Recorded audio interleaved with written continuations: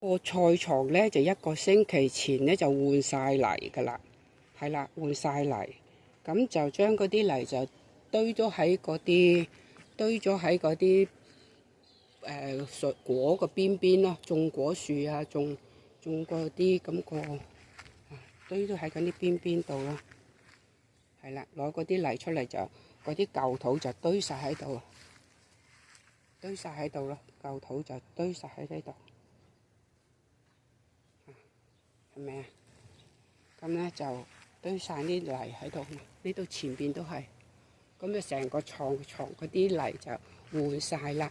咁就底下都係腐葉土啦，唔係都係腐葉啦，廢個樹枝啦，跟住就加啲草木灰，加啲樹葉，跟住就再加翻啲舊土，再加翻啲樹葉一層一層，咁就整咗幾層噶啦。咁咧嗱，跟住就灑咗一紮嗰啲茼蒿，係啦，嗰啲就係茼蒿啦。唔知得唔得咧？人哋話咁熱係種唔到喎，咁我唔知得唔得啊？呢紮係茼蒿啩，灑啲一紮落去。咁呢邊咧，琴日我再灑啲一紮，不過就係尋日先灑咯。咁就中間有幾棵莧菜，等佢大啲啊，摘咗佢嚟食啦。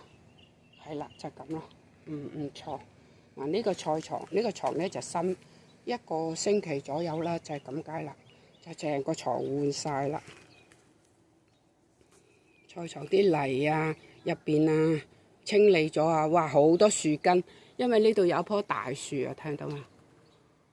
有一棵大樹啊，嗰啲樹根咧就落晒嚟呢度，好快幾個月就已經上晒菜床頂咯。所以一見到啲植物種唔到，就肯定知道係有樹根上嚟食嗰啲營養土，即係咁解咯。